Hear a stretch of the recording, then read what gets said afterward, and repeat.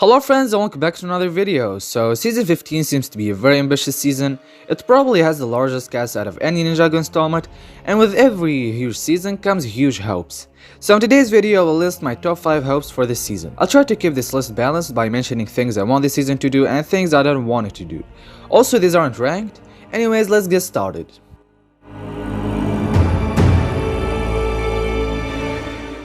So this is probably my biggest concern with this season, and also the only thing that I think will really limit it. The only reason I think Wild Brain seasons will never be as good as the best Masters of Spinjitzu seasons is the 11 minutes format. It truly limits the episodes and makes everything messier and more rushed. You can't write a very compelling and relatable story with 11 minutes episodes. Just imagine Sons of Garmadon if it was in this format. Look at episode 83 for example. It would have been a disaster. It'll be extremely hard to use it in the best way possible, but with more episodes and more care I think they could pull this off. Not let's say on a trilogy quality, but at least make it the best Wild Brain season. But I think if Ninjago wants to do something really amazing and even surpass old Ninjago, they definitely should come back to the 22 minutes format. I know it's not in the writer's hands and 100% Lego's decision, but I hope that they'll do something about it.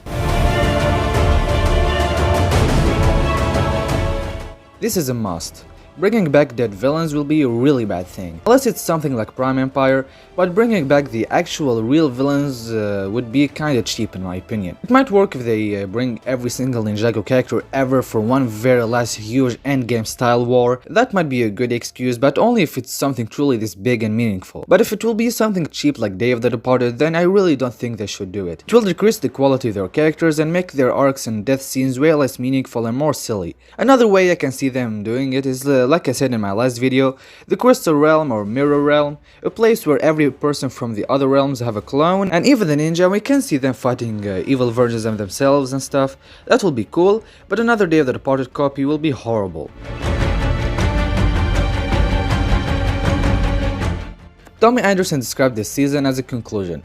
I don't know to what, but it seems like a March of the Oni type of thing. So I wish that it can be an actual conclusion to the show's current state, and after this we move to something completely new. Maybe have the season's finale be a huge endgame war, then after that we see a huge time skip with the Ninja's children, which will end the show and start another spin-off series featuring the Ninja's children as the main characters. That would be a very refreshing and great conclusion to the Wild Brain show, and I think they could do some really creative things with that spin-off. It will allow us to see Ninjago's far future and how they will look back at their past, something fresh and exciting. So yeah, I won't be disappointed if season 15 is the last season of the show.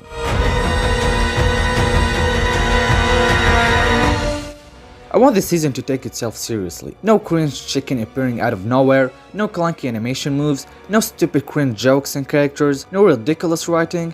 I want to watch it and feel like, okay, they are trying to make something awesome, which is something Ninjago lacked recently. It should know what it's doing and not get ruined by unnecessary stuff. By this I also mean improved writing. I don't want Akita 4.0, I don't want another generic twist villain who's leading this Forsaken location, I don't want these dumb side characters. I want something very original and serious and is aiming to be the best season this show has ever seen. Does it have potential to do that? I doubt due to its episode format, but that doesn't mean it shouldn't try.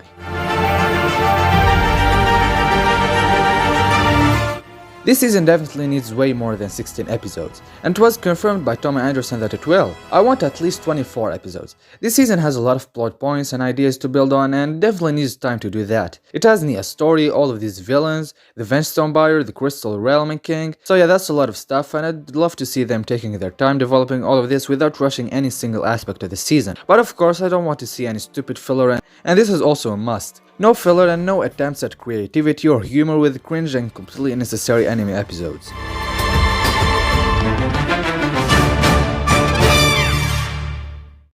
So yeah, that's really all for my video, for today's video, and these are my most important season 15 hopes. Of course I have other hopes and things that I want to see in this season, but these are pretty much the biggest 5 and the most important 5. Yeah, don't forget to tell me in the comments what do you think of this video and what are your biggest hopes for this season. Don't forget to like, subscribe, share with friends, and I'll see you next time.